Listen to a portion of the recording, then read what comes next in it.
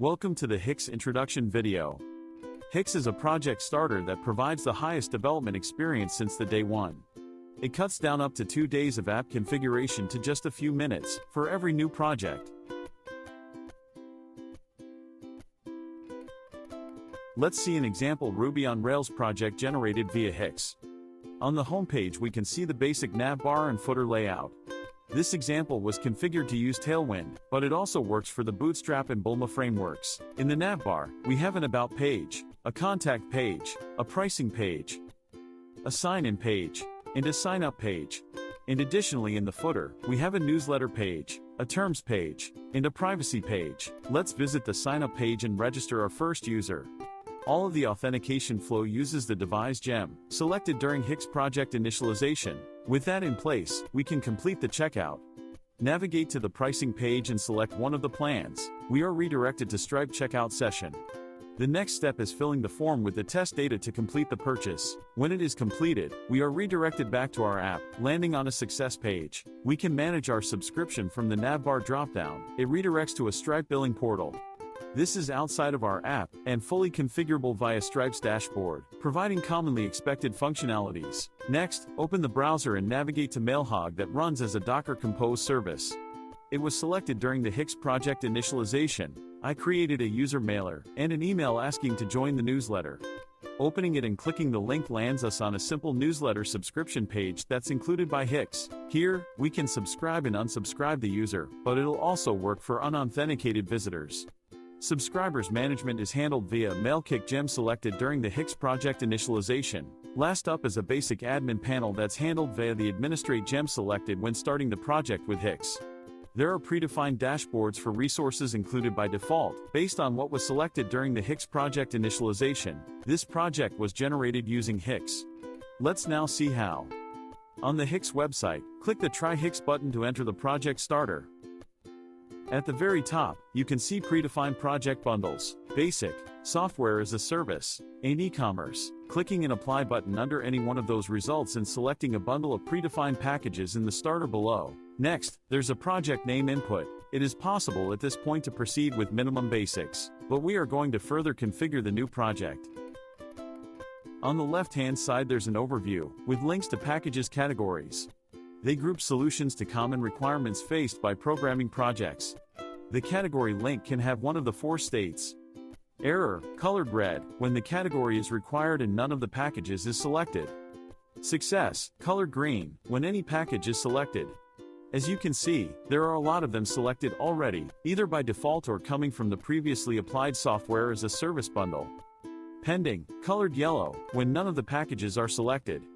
Unavailable, colored gray, when none of the packages in the category are yet available. There are links everywhere that allow you to seamlessly navigate through the current configuration, easily spot unmet cross-dependencies. They reflect the configuration state in the real time, updating instantly whenever you make any changes. Let's go back to the top now. On the right-hand side, there are packages to choose from grouped under their categories. On the package tile, there is a logo, package name, official website URL, its price, GitHub stars amount that refreshes daily, its software license name, and the currently available package version. On the far right, there is an info control that toggles visibility of additional information about the package. There's a table of packages installed to make it work. Additionally, listing every package's name at its source, which is Ruby gems in this case, and the date of current version's release. Below is a short package summary. Clicking anywhere on the tile selects the package in the given category. Selecting a package in the required category instantly updates an overview. If the package that you are looking for is not there, go to the bottom of Categories section. Expand the missing packages. See the list of packages that we've identified as belonging to the browsed category, but haven't added it yet, and cast your votes on the options you'd like to see provided via the project starter. It's also possible to expand all of the unavailable packages sections using the top bar control. Next step is to go through all the available configuration, selecting the settings you are familiar with or consider the best tools for the app you have in mind. Remember, your project's development ease is going to be as strong as its foundation that you are configuring here. But also remember that does not mean you have to select something in every category. it's possible to go for the bare minimal project configuration.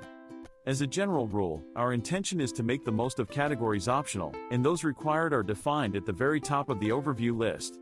Nevertheless, we recommend that you fully understand what you are skipping, and discourage anybody of omitting such categories as tests, developer experience, monitoring and continuous delivery. Packages available there really improve your day-to-day development experience and help you keep the codebase that is healthy, secure and pleasant to maintain. The high quality code pays off along the way, and with Hix it is easier to achieve than ever. Proceed when done. After completing the checkout, you'll see your project either queued or building. It won't take longer than a few minutes. Take this time to meet the prerequisites criteria. On the right-hand side, there's a live build log that is later saved in the log directory of the generated project and is always available in your Hix account dashboard. You won't have to worry about this locally, as the project and all of its dependencies will run via a single Docker Compose command. After the build finishes, download your project and follow the rest of instructions. As simply as that, and without writing any code, we have a Ruby on Rails project with payments, authentication, emails, administration, all the code quality checks and much more set up in place. We can now easily focus on our application's business logic. All of those are always up to date and available via Hix. Enjoy using it, and thanks for watching.